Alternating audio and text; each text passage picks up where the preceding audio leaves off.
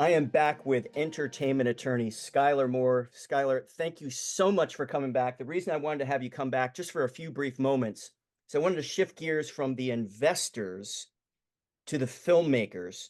Yeah. And I heard on a podcast you did or some webinar last year, and I get this asked sometime. Let's just say you're not out there looking for a little bit of equity for a lower budget independent film, but you have this dream of getting picked up by Netflix or Apple TV.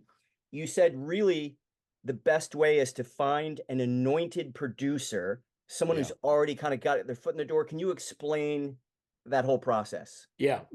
I do this. Yeah. This is what I tell everybody is I call them the anointed ones. And the anointed ones are the producers where the streamers and the studios will take their calls and the agents will take their calls. And I fortunately, I do represent some of the anointed ones, and they make things happen. I will tell you, having watched, I mean, it's astounding, like what an anointed one can pull off.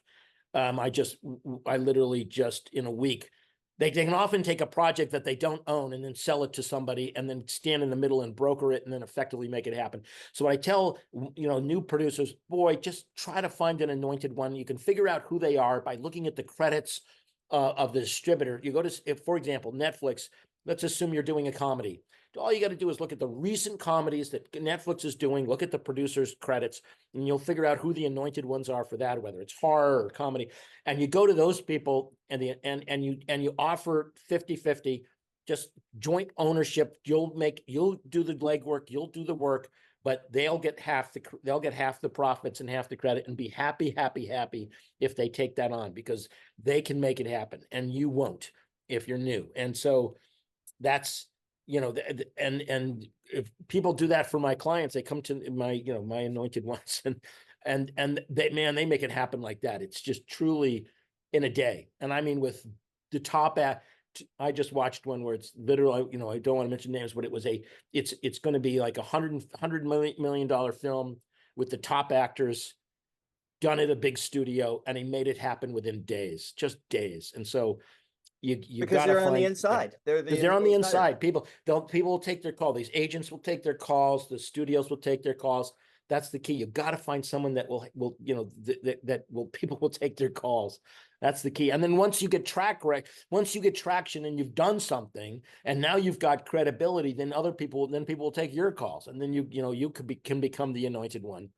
And it takes time to work your way up. That's really the key. So what's the first step? Do you ever, let's just say somebody is not anointed, would they have their lawyer call you up, or could someone reach out to you and say, hey, I've got this project, do I pay you a little bit of money, will you take it to anointed one, or do you just kind of read the credits and go directly to the producers? I am the last guy to talk to. I don't raise financing.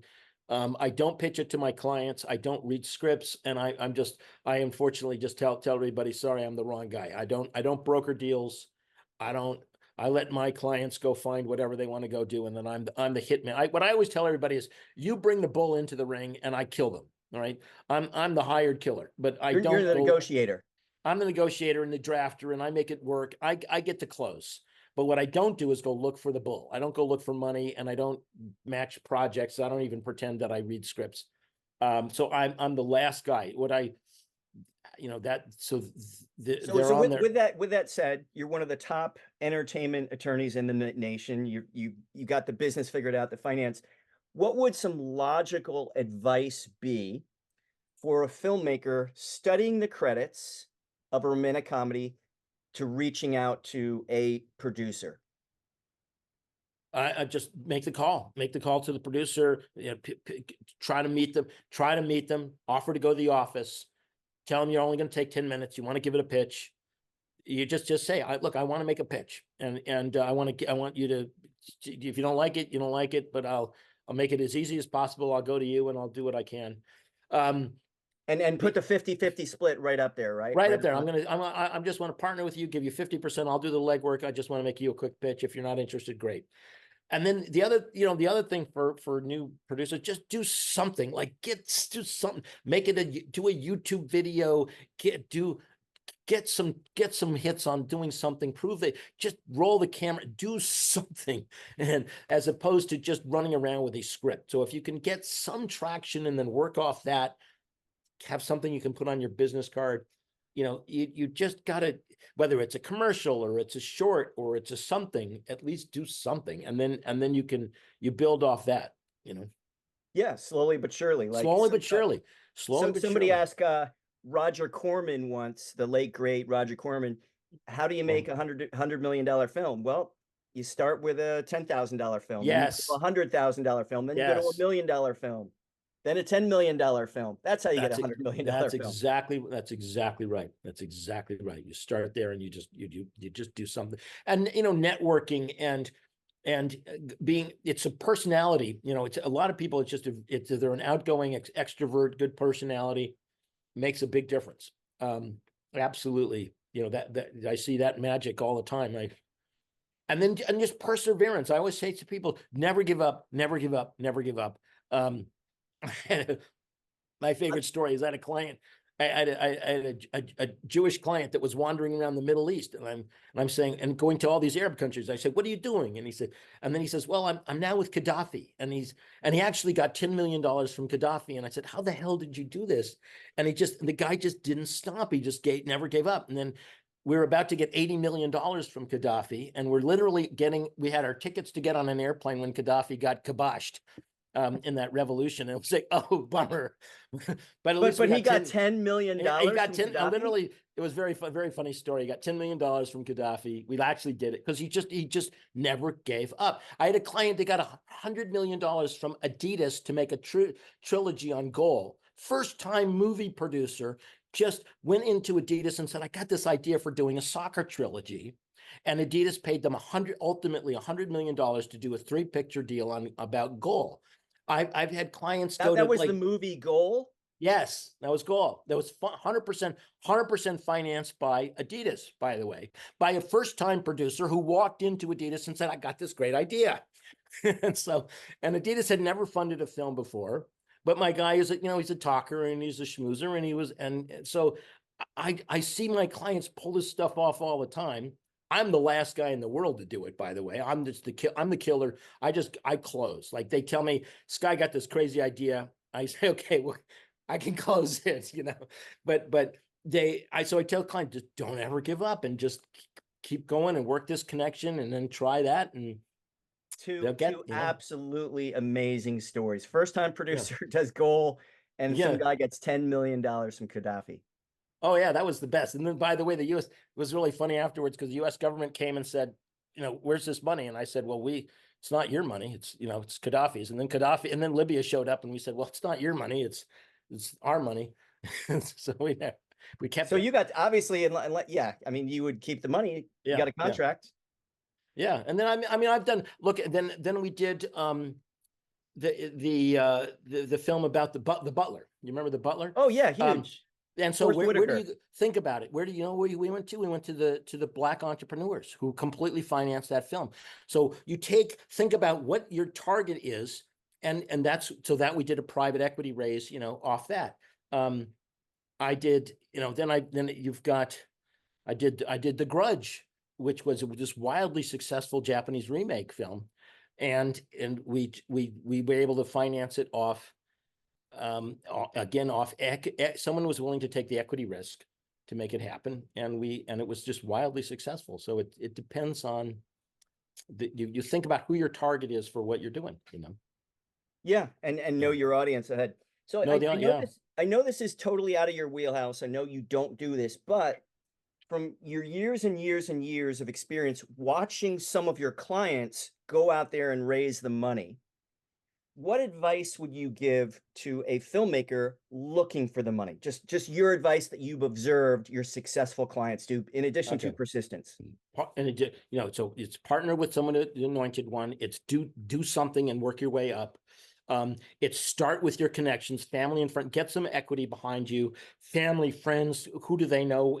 Just there are venture capital funds to knock on their doors. You don't go to an investment banker because no one's going to broker your deal. But if you make the calls, there are a number of funds that will invest in films. Some or there's a lot of philanthropic organizations that will give donations for a film that meets their needs. So if you can target your film to do a socially something film that like a meets, grant. yes, absolutely. So it just, for starters, like that's a great way to get going. There's a lot of companies that will do that, just banging on doors and saying, whether it's if figuring out or figuring, like I sometimes you pitch, think backwards.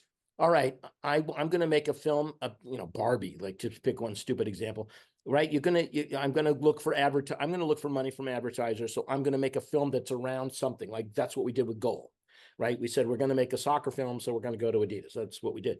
Or with Barbie, Mattel, right? Barbie, Mattel, Lego, think advertisers is a fantastic source of financing and or concepts and or whatever, because you think of the IP that they control. They let Lego, Transformers, Barbie, these kind of things. You target them as well. It's faith-based. If I would also tell you, I have faith-based clients. So who do you go to? Like, there's faith-based distributors that you go right to them and say, how about doing this, and pitching it to them. So there's a built-in market. Yeah. It just depends, man. It depends. So this is a really, really silly question, but just in case any first time or second time filmmakers are listening, and they're trying to do their first $500,000 film, they're really, really tight.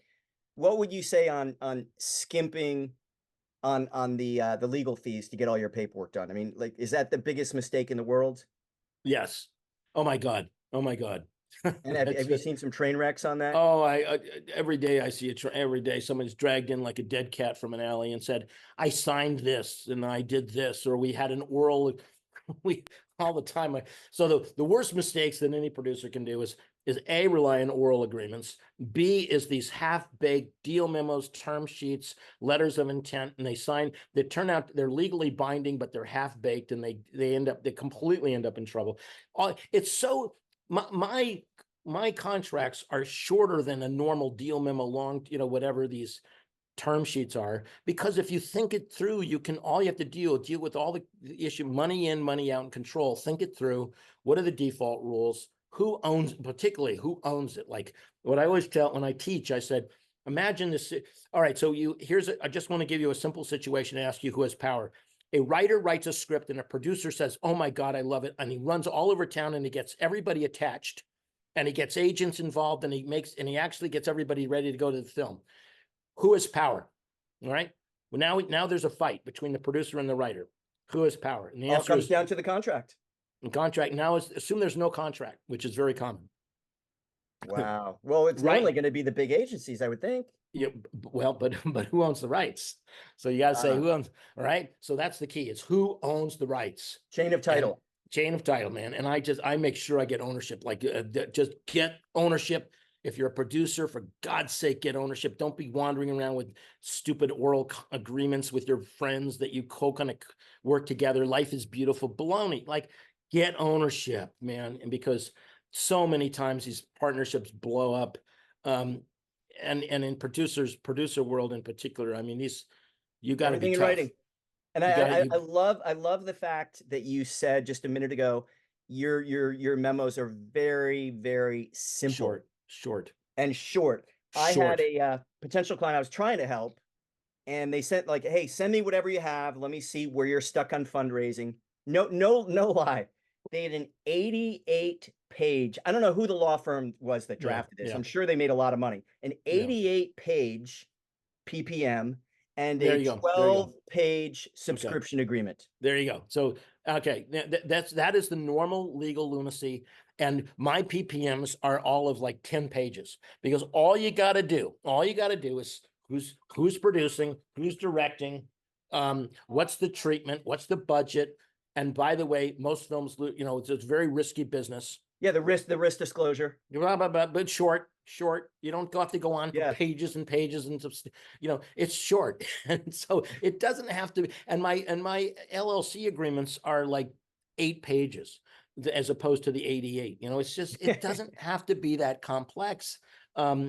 And so it's, yeah, no, the lawyers drive me crazy with and that's why the industry has shifted to these stupid half-baked deal memos, because they're so scared of the long form agreements, Yeah.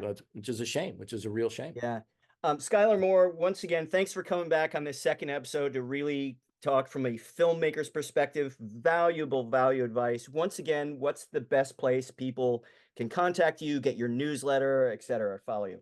It's again, you can get on my newsletter by sending me an email that says the word ad at smoore, MOORE, at ggfirm.com, just the letters GG. So it's smoore at ggfirm.com. I have a YouTube channel that they can search for Sky Moore, SKY Moore, and then, and you'll attorney, and you'll find my channel. And then I have a book called The Biz that I would recommend to all new producers, man. They really, if more important than if you want to be creative on the business side and learn the business. So I recommend The Biz, and then I have a Forbes column every month that they can check out on Forbes. Awesome.